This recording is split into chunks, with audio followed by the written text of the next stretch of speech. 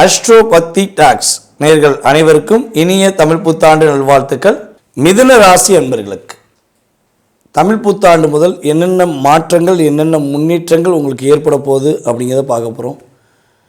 பொதுவாகவே ஜென்மத்தில் குரு அமர்ந்தால் ஒரு மிகப்பெரிய டாமினேஷன் இருந்துக்கிட்டே இருக்கும்.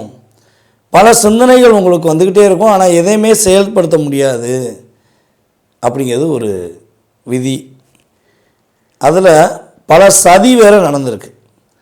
குரு பகவான் மட்டும்தான் இந்த வேலையை செஞ்சாரா அப்படின்னா கிட்டத்தட்ட பார்த்திங்கன்னா நம்முடைய சனி பகவான் உங்களுடைய லைஃப்பில் மறக்க முடியாத நிகழ்வுகளை கடந்த ஒரு 3 வருட காலங்களில் நடத்தி காட்டி அவருடைய வேலையை கரெக்டாக செஞ்சிட்டார். அப்போ இந்த தமிழ் புத்தாண்டு முதல் என்னென்ன மாற்றங்களை கிரகம் கொடுக்க போகுது அப்படிங்கும்போது பார்க்கும்போது நம்முடைய மிதுன ராசிக்காரங்க நீங்கள் பட்ட கஷ்டம் கடன் பிரச்சனையினால் நீங்கள் மீள முடியாத நிலையில் இருந்த ஒரு வாழ்க்கையிலேருந்து மீண்டு வர போகிறீங்க. அதை எப்படி மீட்டெடுக்க போகிறீங்க அப்படின்னா இப்போ தான் நீங்கள் உங்களை பற்றி யோசிக்க போகிறீங்க. கிட்டத்தட்ட இந்த 3 வருடத்தில் நீங்கள் நல்லா வாட்ச் பண்ணி பாருங்கள். 3 வருடம் ஓகேவா, குறைஞ்சது ஒரு நீங்கள் எத்தனை நாட்கள் உங்களை பற்றி யோசித்துருப்பீங்க? ஒரு 300 நாள் அல்ல ஒரு 200 நாள், அவ்வளோ கூட நீங்கள் பார்த்துருக்க மாட்டீங்க. உங்களுக்காக வாழ்ந்த உங்களுக்காக யோசித்த நாட்கள் வெறும் 100 நாள் இருக்கிறதே பெரிய விஷயம். மீதி அத்தனை நாட்களையுமே 3 வருட காலமாக பிறருடைய வாழ்க்கைக்காக கூடவே இருந்த உண்மையான அன்புன்னு நினச்சி அவங்களுடைய வாழ்க்கைக்காக நீங்கள் யாரை வேலைக்கு சேர்த்து விட்டு யாருனால வேலை இழந்தீங்களோ அவங்களுடைய முன்னேற்றத்துக்காக, ஸோ இப்படி எக்ஸட்ரா சொல்லிக்கிட்டே போகலாம். அத்தனை பேருடைய நன்மைக்காக சிந்தித்த நீங்கள் உங்களுடைய நன்மையை நீங்கள் மறந்துட்டீங்கன்னு தான் அர்த்தம். ஸோ இப்போ போராடுறீங்க. இப்போ உங்களுக்கு தெரியுது, நம்ம கூட இருந்த எல்லாருமே சுயநலமாக தான் இருந்திருக்காங்கன்னு. ஸோ நீங்கள் இப்போ புரிஞ்சுக்கிட்டீங்க அப்படின்னா உங்கள் லைஃப் வேறு லெவலு. புரியுதா? ஸோ ஆனி மாதத்திலிருந்து உங்கள் லைஃப்பில் நிறைய மாற்றத்தை தரக்கூடிய செயல்பாடுகள் நடக்க போகுது. குருவுடைய அற்புதமான பார்வைகள், சனி பகவானுடைய பார்வை என்ன பண்ண போகுது, கண்ட்ரோல் பண்ண போகுது அப்படின்னு பார்க்குறோம். பொதுவாகவே பார்த்திங்கன்னா உங்களுடைய ராசிக்கு 2ஆம் இடத்துல குரு பகவான் நுழைந்து உங்களுடைய ராசிக்கு 6ஆம் வீடான விருச்சக ராசியை பார்ப்பார் தன்னுடைய 5ஆம் பார்வை மூலமாக. அதுக்கடுத்து உங்களுடைய ராசிக்கு 8ஆம் வீடான மகர ராசியை பார்ப்பார். அதுக்கடுத்து தான் உங்களுடைய ராசிக்கு எக்ஸட்டா 10ஆம் வீடான மீன ராசியை பார்ப்பார். அப்போ இங்கே என்னென்ன பாவகங்கள் இயங்குது அப்படிங்கிற செக் பண்ணணும். பொதுவாக பார்த்திங்கன்னா 6ஆம் இடம் 8ஆம் இடம் ஒரு ஜாதகத்தில் வலு இழந்து விட்டால் அதுதான் மிகப்பெரிய யோகம். நல்லா யோசிச்சு பாருங்கள். உங்களுடைய சுய ஜாதகத்தை செக் பண்ணிங்கன்னா இது நல்லா தெரியும். இந்த 6 8ம் பலமாக இருந்தால் திடீர் அதிர்ஷ்டம், ஆனால் பல நாள் கஷ்டம். ஸோ இதுதான் கடந்த காலங்களில் கஷ்டத்தை மட்டும் நீங்கள் ஒரு 3-4 வருட காலங்களாக உங்களுடைய லைஃப்பில் நீங்கள் உணர்ந்து வாழ்ந்து கஷ்டப்பட்டீங்க. ஸோ அப்படிப்பட்ட நிலையில் குரு பகவானுடைய அற்புதமான பார்வை மூலமாக உங்கள் மேலே சுமத்தப்பட்ட அத்தனை விதமான விஷயங்களும் போலியானவை என்பதை ப்ரூவ் பண்ணி அப்படியே சிம்மாசனத்தில் உட்காரக்கூடிய அளவுக்கு உங்கள் லைஃப் மாறப்போகுது. உங்களுடைய தொழில் ஸ்தானம் இனிமேல் தான் வெற்றி பெறப்போகுது. இவ்வளோ நாட்களாக நீங்கள் 2 தொழில் பண்ணியிருக்கலாம், 3 தொழில் பண்ணியிருக்கலாம், அல்லது ஒரு தொழில் கூட பண்ணுறதுக்கு பல முயற்சி எடுத்துருக்கலாம். ஆனால் தொழிலில் நிறைய தடுமாற்றம் இருந்துக்கிட்டே இருந்துச்சு.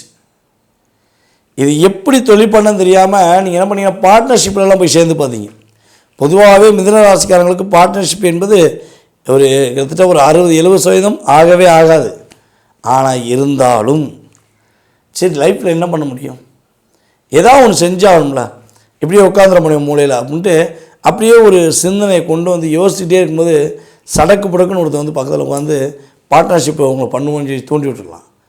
ஸோ அந்த நாளை நீங்கள் சந்தித்த ஒரு தடுமாற்றம், ஒரு ஏமாற்றம், ரொம்ப ரொம்ப நம்பினேன், இவங்க தான் எனக்கு ரொம்ப நம்பிக்கையானவங்க நம்பினேன், ஆனால் என்னை ஏமாற்றிட்டாங்கன்னு சொல்லக்கூடிய அளவு தான் கடந்த காலங்களில் நடந்திருக்கும். ஆனால் இப்போ உங்கள் மேலே வீண் பழி சுமத்தின விஷயங்கள் காணாமல் போயிடும். உங்களுடைய ஹெல்த்தில் உள்ள பிரச்சனைகள் உறுதியாக காணாமல் போயிடும். அதே போல் யார் யாருக்கெல்லாம் பதவி உயர்வு வேணும், பக்காவாக பிளான் போட்டு நீங்கள் உங்களுடைய ஒர்க்கை நீங்கள் கரெக்டாக பண்ணிக்கிட்டு இருக்கீங்க, உங்களுக்கான ஒரு அந்தஸ்து கிரீடம் வேணும் அப்படின்னு எதிர்பார்க்கீங்களோ, உறுதியாக உங்களுக்கான அந்தஸ்து உண்டு என்பது உண்மை. ஸோ அதே போல் நீங்கள் கவனமாக இருக்க வேண்டிய விஷயம் என்னென்னா, உங்களுடைய ராசிக்கு 3ஆம் இடத்துல கேது, உங்களுடைய ராசிக்கு 9ஆம் இடத்துல ராகு. அப்போ உங்களுடைய அப்பாவை ரொம்ப கேர் பண்ணுங்க. அப்பா யாருடைய தேவையில்லாமல் பேசுகிறாங்க, இல்லை அப்பாவுக்கு தேவையில்லாத உறவுகள் புதுசாக வருதுன்னா என்ன பண்ணுங்க, கொஞ்சம் அப்பனுக்கே பானம் சொன்ன சுப்பையாங்கிற மாதிரி தான், தப்பு கிடையாது. சொல்கிற விதத்தில் ஒரு செயல்பாடு இருக்கணும். பொறுமையாக நிதானமாக அவங்கள காயப்படுத்தாமல் அவங்கள புரிய வைக்க வேண்டியது உங்களுடைய பொறுப்பு. ஏன்னா உங்களை அவங்க அப்படி தான் பார்த்துக்கிட்டாங்க.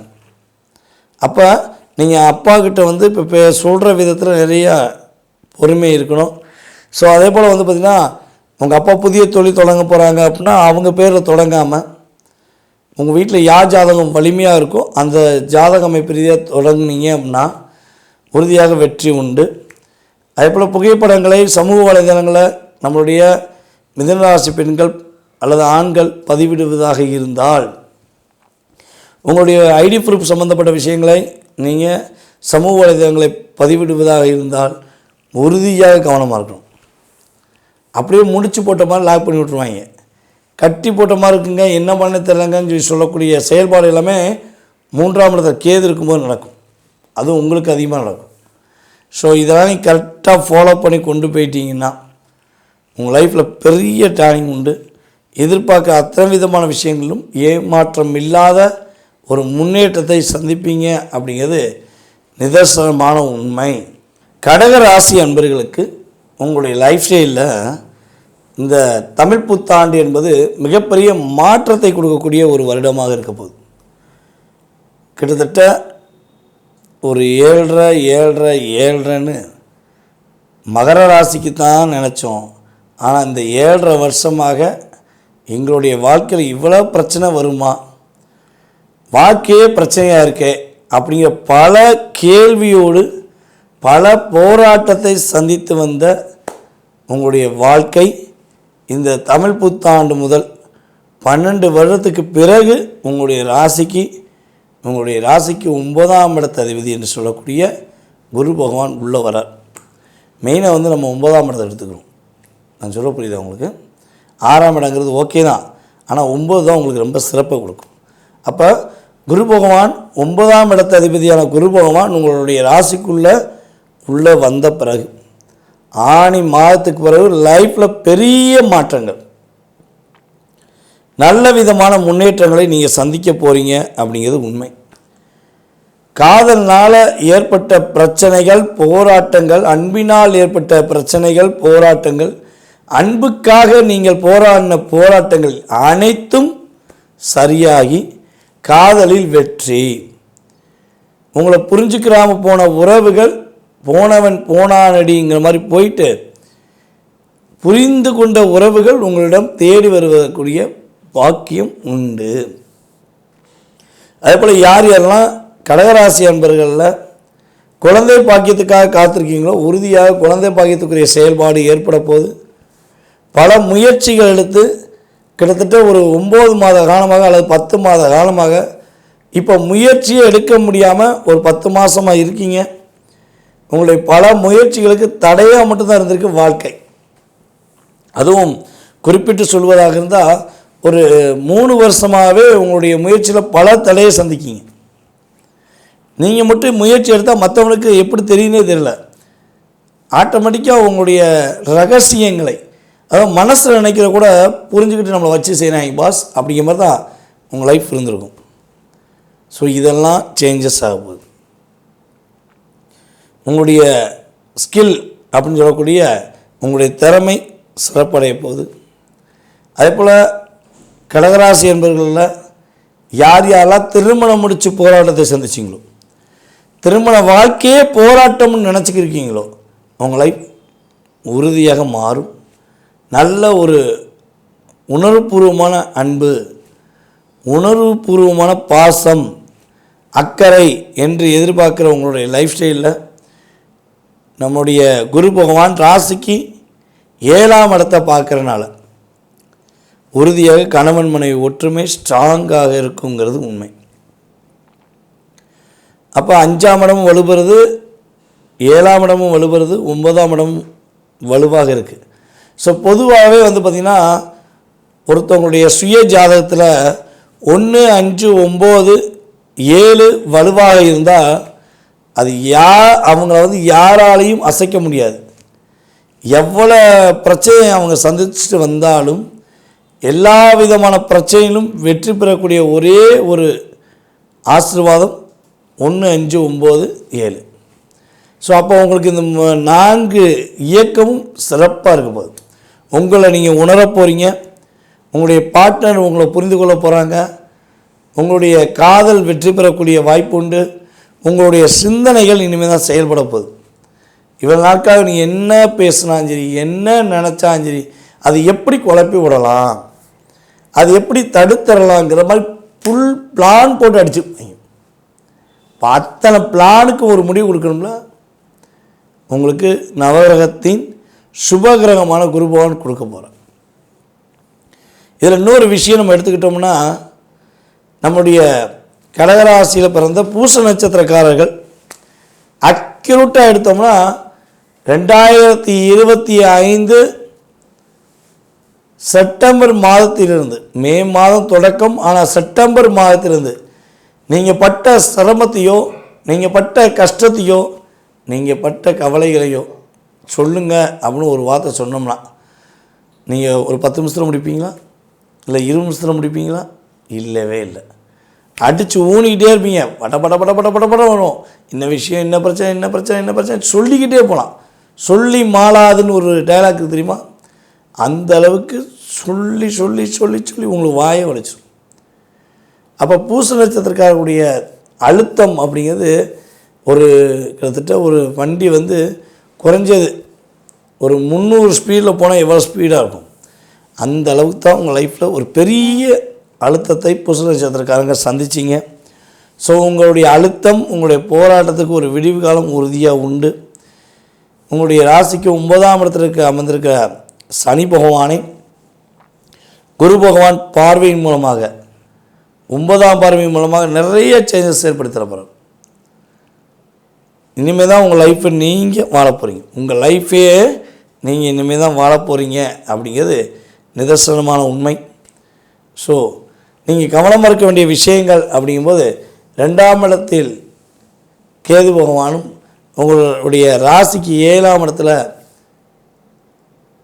கிரகங்கள் இல்லாட்டியும் உங்களுடைய 7ஆம் இடத்துல எங்கே உட்காந்துருக்காரு, எக்ஸாக்டாக எங்கே உட்காந்துருக்காரு, சனி பகவான் உங்களுடைய ராசிக்கு 9ஆம் இடத்துல உட்காந்துருக்கார். அப்போ 7ஆம் இடத்துக்குரிய அதிபதியை சனி பகவானை குரு பகவான் பார்ப்பதன் மூலமாக கல்யாண வாழ்க்கை உண்டு. ஆனால் கவனமான விஷயத்தில் இன்னொரு விஷயம் சொல்லணும்னா, சனி பகவானால் உள்ள பாதிப்பெலாம் குறைஞ்சி போச்சு. படிப்படியாக இப்போ குறைஞ்சி டோட்டலாக சனி பயிற்சிக்கு அப்புறம் படிப்படியாக குறைஞ்சி இந்த புத்தாண்டுக்கு மேலே உங்களுக்கு சனி பகவானால் ஏற்படுகின்ற பாதிப்பு ஆட்டோமேட்டிக் குறைஞ்சிடும். இருந்தாலும் உங்களுடைய ராசிக்கு 8ஆம் வீட்டில் ராகு பகவான் இருப்பது ரொம்ப ரொம்ப கவனமாக வண்டி ஓட்டணுங்கிறது என்னுடைய கருத்து. நீங்கள் ரோலிங் பண்ணுறேன், வீலிங் பண்ணுறேன், வேகமாக போகிறேன்னு சொல்லி போயிட்டீங்கன்னா எதுக்க வரவனுக்கு என்ன விஷயமே புரியாது. ஏன்னா ராகு இயக்கிறார். அவன் வீமுக்குன்னு இடிக்கிறானா, இல்லை வினயமாக இடிக்கிறானா, அல்லது தெரியாமல் இடிக்கிறானா கூட கண்டுபிடிக்க முடியாத அளவுக்கு ராகு ஒரு மாயையை உண்டு பண்ணுவார் என்பது உண்மை. ஸோ அப்போ முழு சிந்தனையும் வண்டி ஓட்டமும் தெளிவாக இருக்கணும். நம்ம வீட்டுக்கு போகணும், நம்ம குடும்பம் நமக்காக காத்திருக்கு, நம்மளுடைய வாழ்க்கையில் இன்னென்ன நல்ல விஷயங்கள் நம்ம செய்யணுங்கிற எண்ணத்தில் நீங்கள் வண்டி ஓட்டணும். ஓகேவா? உங்களுடைய அக்கறை முழுவதுமே வண்டி ஓட்டுறதில் இருக்கணும். ஓகேவா? ஸோ இதெல்லாம் நீங்கள் கரெக்டாக ஃபாலோ பண்ணால் நம்முடைய கடகராசிக்கு மிகப்பெரிய மாற்றங்களையும் மிகப்பெரிய முன்னேற்றங்களையும் நம்முடைய நவ கிரகத்தில் உள்ள அத்தனை கிரகங்களும் உறுதியாக வலிமையாக கொடுக்கும் என்பது நிதர்சனமான உண்மை.